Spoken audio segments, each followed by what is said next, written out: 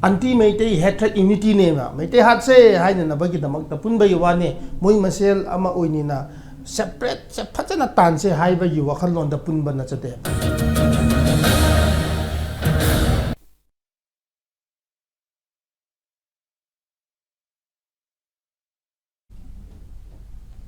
Mayam Krumzari, and Impact News, Impact News, Ki Manu Hutnada, Waham Lalpana, Mayamatar Mosri, see Manu Hunda connected topic, a see a quiggy protest in the hills, who's behind them? I mean, I see Wahangni. A quiggy protest in the hills, Harukanda, a quiggy hill, Loinamotanate, some parts of Chusampu districts, Amsung Kampuwi district, Aduga Quiggy Morigi, a quiggy Mapon Kitang, the Hatter. And then I like from the Manipur, Sri Yumnang Kemsan Lusingba, Quiggy Manipuri government, Ama, the Known form Tokiba government asi in the government na matong sa Manipur da sahi amarom habata sahi amarom funding sitna president rule salai matungda in the government ki akan mi makada yamna due khoigi verification tawraga yamna Manipur da tangai fadana thamba yare matam chare habdu loina Manipur da khoigi asiguma popular government selkiwa popular government asida hojik si khoigi cookie jo mar community gi musing maroina miro home deputy chief minister wariba khoi kangpo PSC MLA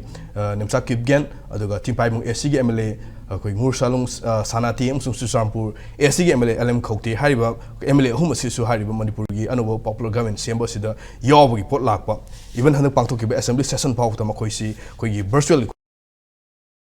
ko like adubo hojik khoi laibak thiba haigadra khoi gi ton ba Mafam Krada, Morona Chusampurgi, Tubung area, Amsung cycle, Kampubi district cycle area, the Mapam Manida, Manipuda, Gum information to Kusimayota, Irang Sagal, Irang Sagal, you see, Kanano, Haraga, Quigi, Masikan Habitat, Mu Yamanate, Adu Sagli Irang Si, Marunda, Karilay, Makoisi, Karigidam, Irang Sagatpano, Irang Sagli Kangusi Kanano, Makoigi Tungda, Makoigi, behind the Sinda Kanana, Makoi the support of Kanana, Irang Injilhali, Karamba best interest. Laibagino have a question of Tropaduna, sing a simang Manipugi, Koigi, constituency from Fulevasida, Koigi, Cookie Jo Mar, Paiti Singi, Koigi, upon by Emily, Tarani, Tarasimunda, Koigi, Jeduna Sing Budagi, BJP, the Yokshan Group, Puna, BJP, Emily, Taritni, Animana, Koi KPG, Ani, independent Emily, Mani Aduna. Harry posted a Jujiki, Emily, home of data sing the sing of Manipulaxim, the Yakre, the Blemo River, Emily sing a Sisu Karmatam, the Yaguri, Makoigi, intention, Karilay, Adoga Makoina, Hosifauda, Miamgi, interest Kimakta, Natraga state interest Makta Kari, Logori, Makoina Palm, Lipson Karino, Habu, Hang Sida, Masing a Simbak, Koigi, Manu Nagi, Topi Asida, Nasigi, Emily sing a Sigi, a same Satam, you told no one as a Kadori, Nasigi Topics, the Canon, Nanan Vidamta, studio, next to the Liberty, yet in Congress, Dr. Daniel Lashram. Social scientist was a Nibu Amatara Musli. Was at the Nibu Kanana, I get to live was a Michael Lamzatang, Tado Journey, was a Michael Stamusli. I had a book and see was a Michael the Luxury. Was a Michael, who's in live one the Manipur government information token, government information token, see majority of the community have that Manipur contaminated, but poor majority Amana, Kang Amana, constituency, Miam Yam Ayamana, support of the Nosis government is alive, how cray. Other Hosila from the some parts of area after Yamna Chuchampurgi, Tibong Singba, Kangpo Pigi Cycle Singba, some parts of More Kariaopia. Sida Odisi protest story, Irang Tori, what I government information to give Sinuaitava, Adugamorina, Cookie, Jo Mar, Paitegi, Vaifegi, Emily, Hariba, Kangu Sing Sina, Matamam the Loki, Mokwigi, resolution habitat, Miang, Luna Loki, Harry resolution, Kam resolution, Hariga, Mokwina, Han Tandula Amba, separate administration, Harry Posi. Pigani have written assurance sama Piramatung the government information to the written assurance feeding I the government information to we are Hainam Koina low key resolution to my oi Haidana Masi Miambu betray to Buni Haidana Mui Kuzokrana Kanglukran Irang to Yata the government Kibaki Masi Laxale have we post Kogi Minister Govindasta Pondo player. I don't know Hazila whom the Irang Horishi Kanano Koisi Anakarano have question Tori Karigino Irang Horishi. Have a question to you. Zalamtan, come to me. Hosiki, and the Kino, like popular government, the Matang Sida. Hana the game, we don't come bazane, popular government, Halakani Haina. Hana, Moina resigned to the Bida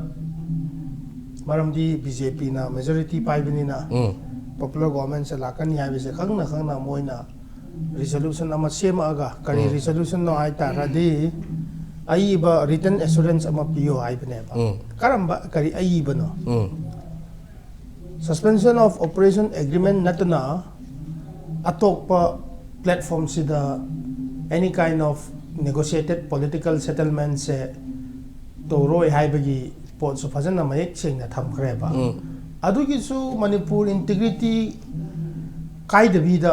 adugumba arrangement oigadobne ba adu su group hai tare UPFK no su yawi adugi moigi nahange chahi ani ma almost ahum henna punsilaga meitegi mathakta lan toba thadogi mathakta lan toba teitegi damakta lan toraga punsilaga lakpa pot neba adu hobadagi chauthona haijabai wanate moigi modus operandi pattern se na yenga kanda pseudo unity ne moigi pulli ba se na dum haye ba anti meitei hatred unity ne ma meitei hat se haina na bagi damakta punbai wane moi masel ama oinina separate se phajana tan se haiba yi wakhalon da punba na chate ba se akhoi because we speak the same language, we are from the same village ko we have got the same surname, we are from the same church ni na koi khang nge ba moi yi MLA sing ki khadrak se koi khang ba dagi adu thadau jing je moina overpower to raga ngamba adu prajadi ngame micham prajadi ngame adu rusu akhoi leader sing di akhoi as a Manipuri macha mo ina khoina khangna thola ga haider di problem leiba namthabadi nahak ki wane temporary ne ba but push back su lakani khoi su lai push back to raga sida la kan sida meite ga thadogi marak si hana community understanding to se aina kuki represent to ba moi hojik deputy chief minister ne haina madam ne amchana kuki gi represent to raga sida la pa ya de ba adugi maram khangbani na mana magi constituent mandate phangki ba constituency du dagi aya ba lora kansida sarkar da yaubani na as a BJP ma oina a mantri or deputy CM lorisu akai ba leite haiba dagi she did not represent Kuki or any community she represent herself as a constituent gidu dagi ne ba kampo pi constituency represent to raga lakpane ba adu dagi magi constituency se irang leite ba so me oza Michael in election ningi wona hojik sis oza Michael in thambi du chume koi gi deputy chief minister was lo khiba nemsa kugen aduga tipai mu SG MLA ngorsung sanati amsung koi surchampuri SG MLA LM khote koi maru ina LM khote amsung sanati ani shi koi chief minister or taking ceremony aduga state claim to wo to Imphal la aga log baban da sangdana yarami habitare aduna makhoi si Imphal la ko da problem to leite have some clear way koi gi Manipur Legislative Assembly gi MLA oriba Manipur ki idea Manipur thazaba government formation sida support over MLA singna Imphal Valley lakpada problem to leite aduga taram no we have some clear way hatare masida yening ai soi letre adu hojik lai hom di makoi si la matung da koi noala pangthok pa assembly session da saruk yaram dana makoi si hankiba adu laibok phaba haigara thiba haigara koi speaker gi piru matung da virtually khutang da online da assembly session da saruk hankiba makoi si Imphal la amada problem leitraba koi MLA anina hangraga assembly yaukidaba masi kari menong ni loyo sigi se deputy chief minister su lakpa yai ba dum hanba yai ba do tara ri kari lakta ba no ba that means sigi problem se kari problem no haira di community gi problem ne ba kuki gi problem ne ba kuki versus meite gi lan sida mikip khuding mang se kuki na ubani na so khibani na kuki nattaba makhai sing se akhoi gumba thadau gumba oina bol oiba mi tholak te ba adu dagi ne thadau na community gi marak sida understanding natana solution le roi hai ba dagi adu community gi marak sida isa gi community thadau ehak se thadau ne hokip oijarbasu meite ga wari sanage kari matang da Manipur kan se yare kan min se number 2 mitop sing se lakpa se thing se yanar akan se da khoi gi thadau ga meite gi tension se diffuse to ra kan se da loira ba ne ba adu bu pu musang lu na suma gi wifi oi tar adi wifi gi luching ba du thola kan da meite ga adu gi ani du da yara adi tension loire ba ngasalo sanati gi di masi mar ne hari pu khaute su wifi ne zomi apun ba gi zomi gi ne adu gi level gi du tamna lakhi ga ni ba adu bu thadau ga meite gi marak sida tension later fau sida masamak thadau tribe certificate oi jaraba madam ne amcha bu lak pangam da ba se half hearted oi ba se kari gi no hai ba se wa ham hangba ya ba question ne ba hoi by virtue of being the background condition di magi nupadu la hobani na swai gi se khetang security point of view safety security leitri hai bagi oiram ba yai or another point mama sama se thadok tribe certificate oizaraba su kuki separatist ideology to the subscribe to bani na AKT ga pun bani na fully thado kuki nate haiba ngamdaba gi khetang extra baggage kuki du pairi bani na ma se lakpa ngamdaba no adugi maram du na thado impi Manipur na su kuki du thado o nasagi thado tribe certificate du fajana yawo nangi nupadi lalhoba oi taraba su Manipur integrity gi damak lepani na su haiba du khoi kaya thingdre ba pen de ba le raba su assembly na yade hai raba su Manipur integrity nga ka do ba lebani na UPF ke no na su Manipur kai ba yana na ba gi provision amta yaw do bani na adu le rabani na nangi nupa su adu gi background do oi raba su matha saningai leite thadous are already weak maitais there is no more tension high bagi khoi na su che ma thoe ba adubu Manipur kan ga do bani mitop khandok ka do bani kuki gi organization ate te KZC oiro hojik boycott su to wedana kuki in pi oiro ate te ga nangi attachment se lo tho sine ba khoi na okay ozama kala laksani ngi hojik do ozama khoi gi yam maru ori di khoi gam information da yaw pasima yam thi maru oire lak pasima khoi gi matam matung na soidana lak pok ngam gani hawi thajab lei adubu hojik lai already MLA ni musu impal bil de la ambaduna aduma proof oi pot am lei adu hojik lai hom di Manipur da gam information to basi mayok irang kan hori si kuki jo council aduga kuki women organization for human rights aduga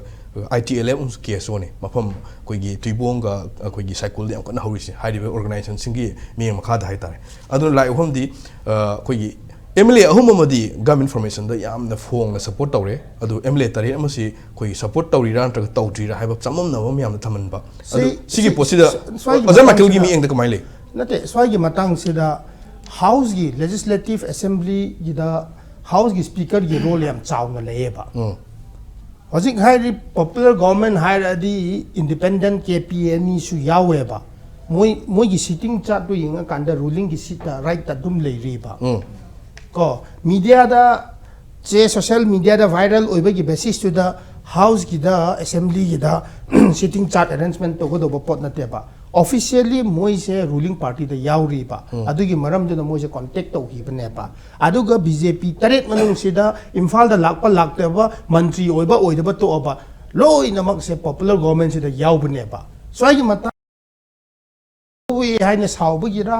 or kari to we have saw ba gira hojik irang to ri ba mafam sing se political rival gi moi gi internal issue ne ba si se okay irang to pham si mantri pamba gi mantri biak to irang hoine lokra adumai na su loba yai aduga or mantri loba ki bagira haiba soidana ama or ama oigani ba sigi se moi gi problem ne ba sigi moi gi internal gi problem do da ekhoi Manipur praja mayam gi entire all Manipur problem ta hali se hanadi tai meitei da provoke to wi chief minister ga government gi mathak ta sawbadagi provoke to ra kan sida asom sai su tension level ne bahap ta na da bagi rek to ra kan sida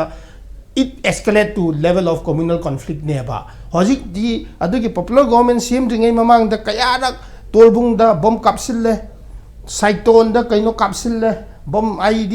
thame aduga risikanta su amna inhuman adugumba kape meitei se provoke to gadra adu edi lanje mukala adi popular government se kai semba yaro haibagi type se tora kanjida asom gi meitei sai sing se yamna heising na torak padagi maram oiduna sarkar se sem akan sida hojik se moi se kanaga khatna gani asom sai gi zomis na su akhoi se popular government se dum yaubni na BJP ni na party gi whip discipline kai ba yade haire kampu in so haire hojik se speaker gi office na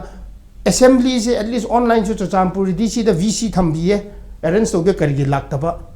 online da adum virtually attend to ba ya du su to ki de hojik champuri MLA hum adu mahutu da sigi tori ba pot se next election ki damak ta campaign ki type da people's MLA haina next uncontest da kahan ga dobani haina moi gi worker khana insil aga khadrak hypocrisy sa nei ba si sida so even kitna kayarak to ro ba su next election thing ra se 2027 da amukka honorable MLA Paulun kahal se honorable MLA AKT dagi oni kuki tribe dagi ani se lejamang su kahal se ba karai chen gani imphal da dum lakani moi khang dabra or 2027 dagi na 32 phau se moi imphal ga khatna gi haira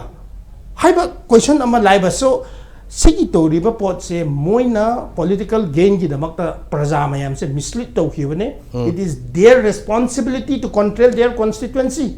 nasa nasa gi jati gi mahut tu da nasa nasa gi constituency gi mayam sing du gyanta halo adu gi message tu ga Manipur sarkar or government ga kaino gi peoples gi marak tu da moi gi mediator ne ba as a legislator hai bese moi na thodu to ba adu fazana understand to hanba ngamdar you are unfit to be a leader of the this thing that constituency age mind comes again okay thagase Michael zadharme hojik lai hom di hojik si cookie jo koi mar by fei gi punna lai ba koi gi MLA tara simung da jo irang thoi ba Chusampur district ki tuibong area je koi gi saikot esini saikot SCC koi gi MLA Pauline Hawkip ki constituency ne habtare Pauline Hawkip masamoksi any cookie trap ki category da chanba jung mi we mane hoi aduga hojik cycle area su kharma kai hauri bi su cycle SC gi MLA kimnyo Hawkip hangsing mangoksu koi gi any cookie trap ki category da chanba aduga maroina hojiki henglep ki BJP ki candidate oriba MLA oriba lenjama Hawkip su any cookie trap ni MLA tara simung de any cookie trap ki MLA se ahum ni yorisi haidu ahum sina laiba area si sini hojik maroina irang kharaga haurisi hoi adu hajil lai ahum di vested interest am di later bra have question thori zama close thambi ba aduna tasing na jiksi popular government no seme masi india government na koi yare haidana yamna matam sare sema mathau tare haidana MLA singna unanimously amatoina yaraga leader am khala matungda koi gi yumnam kemchana lusing muga menam leire koi minister deputy chief minister ani yauna minister ani yauna hoju jiksi cabinet phambo hauduna koi gi lebak si interest ta thabak kyam packet ba hore abta ad hajilai hongdi oja tasing na asing ba any cookie tribe have posi hana dagi jona government ki mamang da palam government any cookie tribes ST list lok thok kadam ni habagi demand kya like bi number morga irang se amena kanjal han bani habagi koi wafam kya phung to su leibani na tasing na makoi si handa ki government formation sida makoi da atauba cabinet ki offer ataga deputy CM ki offer pi hok da ba ataga moi phangau da morga irang se amena best interest kangu khrana irang hon bra nataga na mathang la kudri election sida su amuk uncontested kabyana ba natraga yamna majority of voter fanga kabyana na ba aduma ba pot na silabra habi question thropa aduna oza yemu kan sida hojik si irang si kanana thon mano masi irang si marum da kana lai ge si sum breakdown to ba kan da khara makai diam clearly urak ba tar oza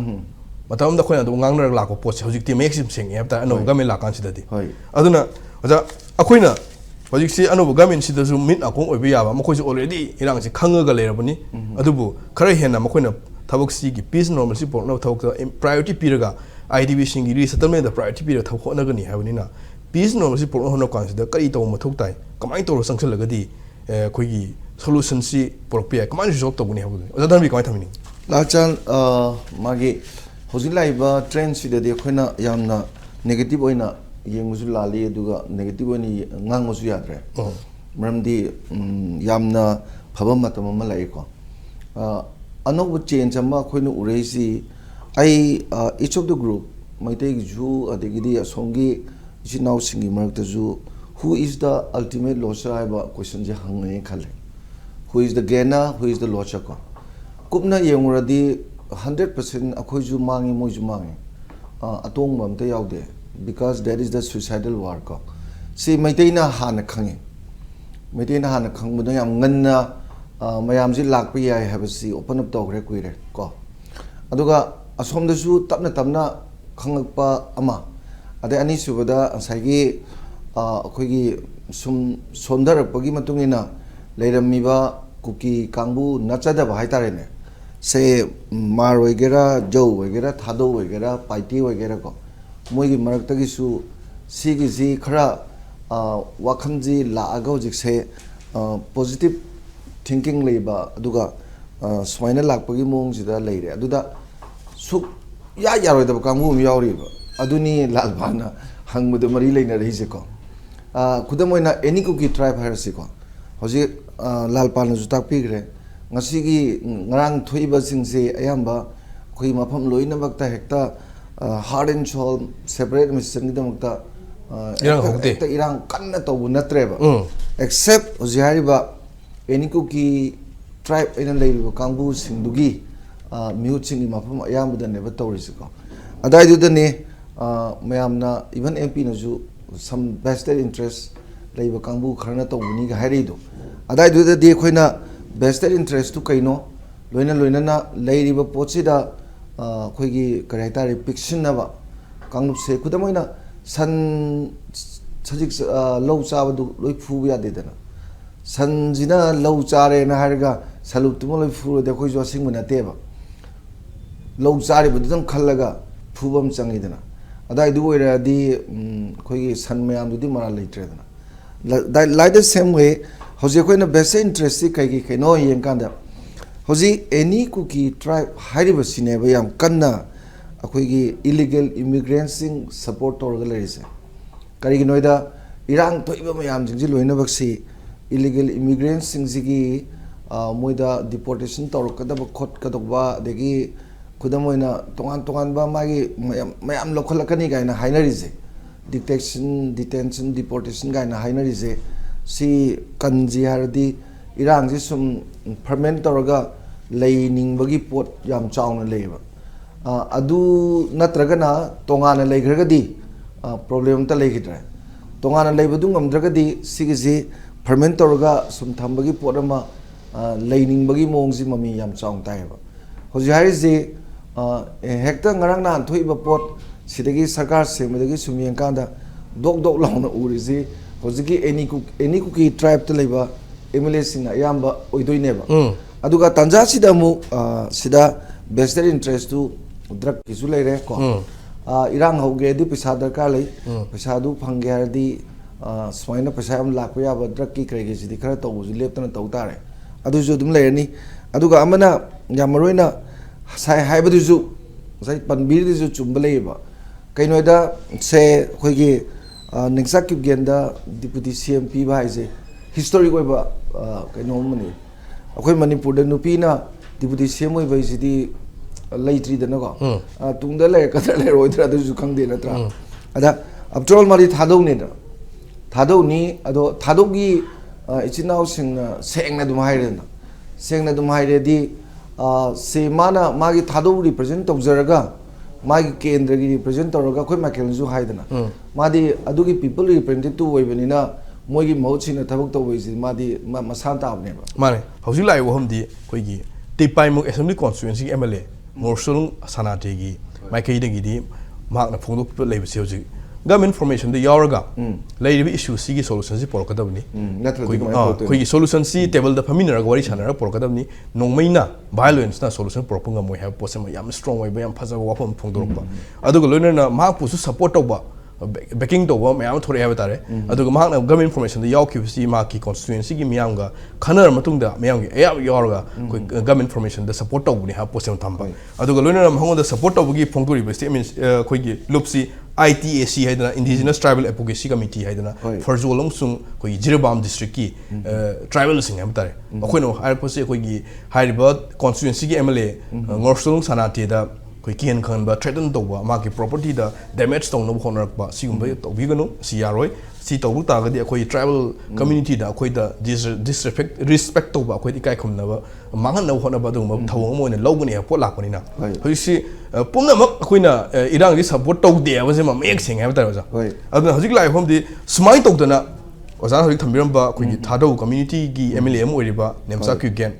even marksu maki ma pro ba si su group ti yori ba militant amagi leader ni adubu su group ti yori ba militant amagi maki loina bi MLA no sakip gen si government information da juk deputy chief minister wasak lokre masida maki ma pro gi ma kai de gi ayat pam da leite na government information da support ro masida ina government so ba responsibility role of the yori but in the government su taseng na manipur gi irang ji serious on log de ha potom de lan bi pot ne juk si manipur da peace normal si ma yok ta lambi da live ni na aduna sida ja tai lem huri be MLA sing su matau tambia ba ha bitare tamakani is khali near future da kaigino hoji si any cookie trap da yaug da ba koi paite community gi MLA yauri bai fai gi yauri jau gi yauri adu gamaroina lemo ri sing se anamana thadau ma tne ta aduna sida ozagi makedi kari haning bale sigi ta singmadi asai habi ba dumaina ko handakta deputy CM ani thammise amana maroina khoi gi nekchak gen lere ko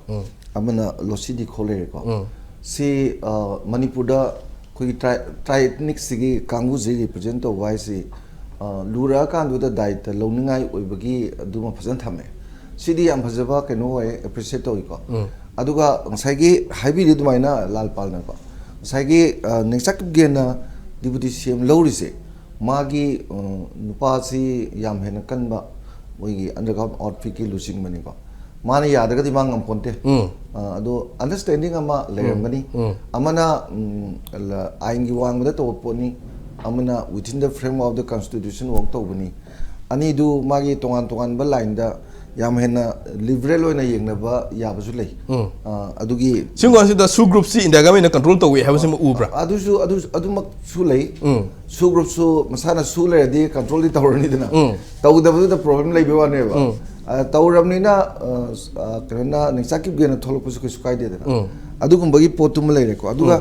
मसागी सिदा याम नुंगाइबा हंदकी सिदा indication खरा उरिसि थादो इनपी ना पीबा मागी statement सिमा मोगी थोलैबा press release it's 100% मागी अखोगी इरांग सिगा मई लेननादी याम नक्सना अखोगी करे हाइतारे यामना पॉजिटिव ओइबा लंबीदा लाकपगी पोसिम साउन लेरे हानाजुम लैको अदा होजि हाबिरिबा इंडिजिनस ट्राइब्स एडवोकेसी कमिटी जे मसी फ्राजोलगा होजिकी जिरिबांगगी सिदा पीरिबा यामना कनबा वानी हाइबदी करिगुंबा अखोगी सनाते सिदा सोगदी मोगी पुलप की ओइबा हाइरिबा मफम जिंगजिगी मियामदा सोपो ओइनी गाइना लौगनी गाइरेसि याम हेना सपोर्ट को पोट अमनेबा अदे अमुसु येंगसेबा साइगी कनोसे अखोगी सेंट्रल विलेज डिफेंस फोर्स हेना जोगी यावरिसे मोइसिना मु अखोगी उखुलगी केसोना कोबा बंजि मोय कनोसे पूरा मोइजु याद्रेबा सपोर्ट तौखिदे सपोर्ट तौदेबा मोइना सपोर्ट तौदबदा हाइजि मोइना हाइजि जोजी कुकी जो गाइन हारगा जो तपसन बजे सी मोय यादे 2024 की मोगी अपुनबा मोगी कॉन्फ्रेंस अमदा मोइना सी यानिंगदे हाबगी पोतु लेखखरबने ओके अदुना अदे गुवाहाटी की लुंगथुंग रिजोल्यूशन दो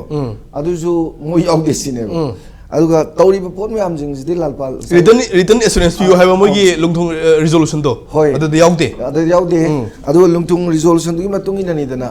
ला लेंगाकपा पॉपुलर गवर्नमेंट लाकपा यारोय होजि इरा होरिसि करिगुंबा तौबा तारगदी असेंबली दा अखोगी इन रिटर्न रिजोल्यूशन अमा लौरगा सेपरेशन पीनी धाइदु यारदी सरकार सेम यावबि याइ गाइना हाइगिबनि दना ओके अदुजु मोय डिनाइ तौरे दना आइदि अदुगी अगेंस्ट लाएबा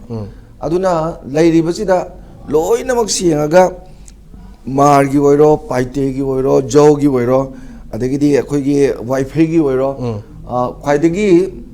अचौ अचौब कम्युनिटी जिंगी लुचिंग जिंजे अयामबसि लोइनमक सि अखोगी कुकी की पोटसिदा उजिलाइबा कुकी की पोटसिदा ऐसम सबना एनी कुकी ट्राइब्स की पोटसिदा याम याम चावने इंडिफरेंस तौरेबा सि याम चाव इंडिकेशन अमनी को अदुना होजिलाइसिदा अखोइना कनानो इन आइडेंटिफाई तौरजे हरदी मसाई लौ चाबा संदु खक्ता मरा लेरेने लौरजे हरदी एनी कुकी दा तादोरेबा okay करिगिनोदा naan गिसिदा ngarang nan sida am kalli be jaga jing ji eni ko ki tribes tagi karak pa MLA gi mafam khaktana yam oiba atai di tawdia da bagi tawba oigadra natraga moi khara thoy option bagi oigadra yeng bada kesu arubadi oidreba adu tasing na moi si hoji irang horiba kangbu si tasing na moi ji separate administration do fangna bo hona bagi ponam ubra natraga ngasai gi khoina ngangnari ba khoigi khoigi khare hena khudong saw phangogdaba deputy chief minister oibi natraga cabinet minister oibi fangna na bagi अदुगुंबो संगसिनबा अदुगुंबो agenda मोइन उब्रा अदुगी कनसु खरल vested interest हाइजे अदुजु पार्ट अमनी कइनो सेपरेट इंटरेस्ट न्यागामिन पिरो पफॉर्म लेरमनिना ओइ दो पोरम ओइरमनिना माने पार्ट अमनी हाइबदि ngसाइ अखोइ थमनगरे को मरुइना इलीगल इमिग्रेंट्स सिगी सपोर्ट तोबगी पोट अमा सिगी इंटरेस्ट मा अदगी ड्रग की अमा नत्रा अदगी दि अकोन बगी सिना होजिकिदो